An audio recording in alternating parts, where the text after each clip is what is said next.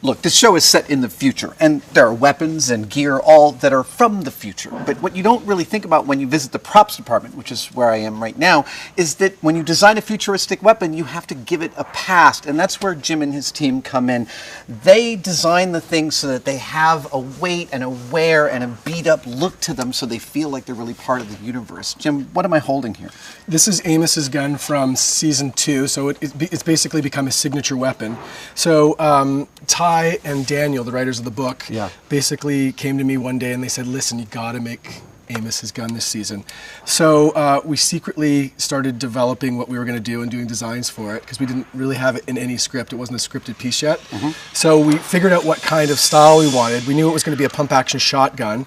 And from there, we basically just ran with it. Oh, so it's both a pistol, it's both a gun and a pump action. Yeah, basically, yeah. Nice. And the way our ammunition works in our show is that one round could be 1,000 shots. Okay. So you don't see them load very much. Right. And it could shoot different projectiles as well. It looks like the base here is an airsoft gun? Yeah, we base everything off airsoft. And then you've got some aluminum bits, some resin bits. Do you guys use 3D printing as well? We've done a lot of 3D printing this year. We try to, some stuff we 3D print, but mainly because the guns get beaten to hell, we really try to do everything in aluminum if we can. And once we start cladding the airsoft guns, we try to add aluminum to them. This is great. It really, I mean, it's just like I'm holding it, it feels like it's about 20 years old. Yeah, it's great. We really work hard on getting the textures right for them. So what we do is we do a paint pass first, then we do our graphic passes, and then we send it into the paint department to age it up. Talk to me about like layering in the details on this, the stickers, the history, the beat up. I mean, you got this as a brand new piece and then you beat the crap out of it, right? Yeah. After the concept art comes in, we try to mimic it as closely as possible. So you've got sheet metal, machine components, like you said, 3D printed parts. We try to keep it real and metal as possible because they're going to get dropped, they're going to get dinged, they're going to get smashed into things. That one got thrown last week. This one? Yeah. So, it looks like it held up pretty darn well. That went back for a little bit. You have to, I know that on some productions they cast the guns in rubber. Do you guys, have you had to? We haven't had very many applications where we have to do that. We've got a couple of our hero weapons cast in rubber and plastics, but generally it's what you see is what we use. I mean, and we're constantly sending stuff back, not because it's not built in a bad way, it's just stuff gets beaten up. Like this gun, for instance, and you don't know this, like it looks great in a drawing, but once we actually build it and we make it, then like if an actor, for instance, drops this, the barrels are going to break off, or they're going to get crooked. So first season we were always straightening these barrels out before we'd roll. But that's just the nature of the prop department as it goes. Well, this is what I remember as a model maker, is like the drawing can show you a lot, but then once you put it together, you realize, oh, this detail needs more finesse. I mean, that's my favorite part about it. The beauty of putting the chassis on existing guns is you can go out and get as many as you want when you need them. The hard part is when they, like for the shotgun, they only wanted a pump after we had started, and the gun isn't a pump action shotgun. So it ended up essentially rebuilding the entire insides just to make a pump happen. All right, talk to me about the helmets. Well, this is first season helmet, This was first season helmet. I had been on a show previous to this, and I learned quickly that we have to, as soon as you put something on an actor's head, you've got to light them, you've got to give them sound, you've got to, they have to be able to communicate with the directors and the other actors, and air. They need airflow because you don't want your visor to get condensation on it and fog up. And that airflow can't affect the sound either. Exactly. And sound is never happy. So what we basically did is we had to figure out what we could do. So we had 12 weeks of prep, so our time frame was quite tight. So we started bringing in a bunch of different helmets. We started with motorcycle helmets. Then we went to like skateboarding helmets. We went to skydiving helmets. And then we found the VersaFlow, which is a 3M system. This is a painting respirator helmet. Yeah, exactly. Right? Positive pressure. Yeah. So that gave us our base structure to work with, and it had all the duct work in it. So we could. So it's all pre-built with your big problem solved already. Exactly. So we used their actual system to feed the air to this. So that was the big problems was taken care of. So then what we basically did is we took that helmet and we took it to a local builder named Walter Klassen, his shop, and then we designed around that helmet. Well, let's bring this one over here. This is a new season helmet, right? So we learned a lot from season 1 because the learning curve on helmets was incredible. So this is gorgeous. And we also used skydiving helmets. But what happened with skydiving helmets was they were too close to the actor's face. So you couldn't light them. So I had to come up with a different way of doing it this season that was inexpensive because we had to build a lot of them and worked for the show.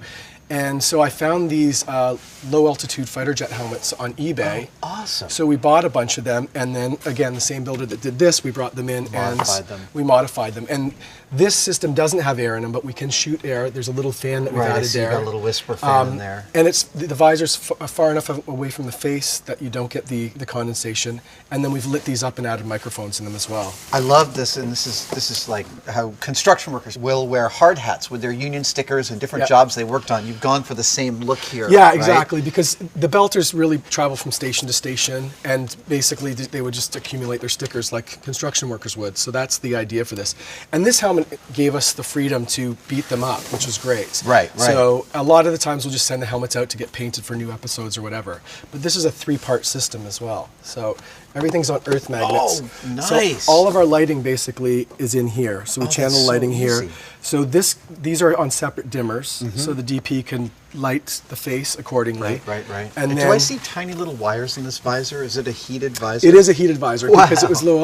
low altitude. It had the existing all this mechanism in Have here. you been able to heat them to maybe We help ha- reduce condensation? We never actually tried that. We just love the detailing in this because this is something that we could do, but it just kind of was a bonus. We had it with the prop. It was in there. That's great. So then these come apart nicely. Oh, wow, look at that. So it all just comes apart easily. And So the actor just puts this on. yeah, basically. So this was a great lifesaver for us this season because this saves us from, we put this on the actor's head and then we Right. don't have to worry about the neck collar, Right, which is right. always an issue for light leak, and just to cover that up and just God, that's great. So it was great. These were originally camouflage green, so we just dyed them. And in the dye bath, it actually dyed this, which was just like a cream color. So it was a happy find. another bonus. Yeah. This is season 1 Martian helmet, which basically built off of a snowboard helmet. Okay. So this basically comes off. This Yeah, it would looks like a paintball mask almost. pretty much, yeah. Yeah. So originally in season 1, we didn't see too much of the Martians. We only saw them a couple times. And we sent out a concept drawing to everybody, and it kind of got approved. Like, oh yeah, that looks great. And then when we got the helmets delivered on the day, everybody was upset that we couldn't see the actor's face, but it was too late by then. So season one we had we could hardly see the actor's face. So in season 2 we had to design a different style helmet That with felt the same. It felt felt the similar, same, right. but with a full face visor. So that's where we went with this look. Is this built off the same chassis as that No, one? these are built off all snowboard all helmets. snowboard helmets, So we took a snowboard helmet and then built everything around it accordingly. Now I noticed that like this one has just a single curve. It's a piece of plastic Yeah. plate, but this one is a compound curve. So this is the season 2 Legacy helmet. So Legacy down in LA built these for us. So we had concept drawings done through Legacy, the the guys that did all the Iron Man armor, etc. Exactly, Pacific yeah, Rim. Pacific Rim, okay, yeah. this is their That's bread and butter. exactly. That visor there has 2 curves to it, where everything else stays to a flat single curve. It's absolutely beautiful. It's- yeah. Can we look at Bobby's suit? Is Yeah. that's it over there, Yeah. right? So this is Bobby's full armor. And the actress has to wear this for extended periods of time, am I right? She'll wear 3 layers. So under her, she's got a little jumpsuit on, then she'll wear a cooling vest. Okay. So when in between takes and such, we can plug her into water so we can pump cool water. You're through her. circulating water over Yeah. her. Okay. So we keep her cool. And then we put her, the undersuit here, which we call the on-camera undersuit. So basically everything Velcros to that. Wow. So it takes about, Oh, nice. So it takes about 3 people to get her into this system. And I see a lot of magnets to help hold Yeah. pieces together. Yeah. You've got to not just build it, but you've also got to paint it and weather it and beat it up to tell the whole story of its entire existence. Yeah, everything's got a history, right? So we sat with the producers and went over all the little details. Like Bobby's armor has more dents in it because it's a bit more beaten up. It's a version before the other 3 because there's 4 of the power suits that play in our scenes. So hers has a bit more history than everybody else's. So we mapped all that out, and we worked with Legacy on making sure they knew where that damage was, so they worked that into the builds. And basically we'd send everything down to Legacy color samples, paint samples. I see. So they knew where we were going with it, and they had all the drawings. And then I went down there for about 2 days to make sure everything was okay, Yeah. just to oversee the build. And then it basically arrived with 2 other techs 2 days before we shot it. Now I'm noticing also that it's quite flexible. So Yes. that must be a lot more comfortable for the actress than heavy fiberglass, rigid structures. Well, because it's Legacy, they did all the Iron Man suits, so they kind of had a really good learning curve on it. So I think the original Iron Man suit was made out of a hard plastic, Yeah, and there was no flexibility Yeah. into it, and the actors were getting pinched everywhere. So now they build everything out of a foam rubber. So it's great for us. Great. So sometimes on some close-ups, you know, something will bend out like that. Yeah. And we'll have to go again, but it saves the actor, and it's a little bit more lightweight for them. There's 2 microphones in the helmet. There's 2 different lighting areas in the helmet. A set of systems. There's a little telemetry. air system in there, so everybody gets hooked. Their helmet goes on, everyone gets hooked up. So it's not an easy process to put these systems on. All right, now from the super militaristic and hardened battle armor to the Misco and Morisco backpack with blood on it. By the way, Well, what is this? What am I looking at? Well, apparently in the books there's a reference to this TV show that everybody watches, and we like to tip our hat to the books as much as we can. Sure.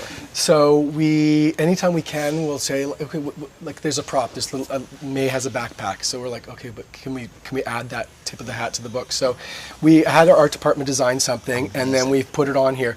So this will get switched out because in the show this is going to be animated. Oh, it's actually cool. Cool. Because it's the future, so everything's a bit cooler. So these guys will be animated. So we can take a pink patch, put over top, and then the visual effects guys will animate it.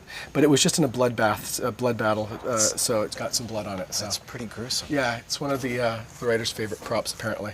Jim, thank you so much for showing me this amazing assembly. This is always one of my favorite things to look at on a film production. Yeah, it's a fun show to work on for sure.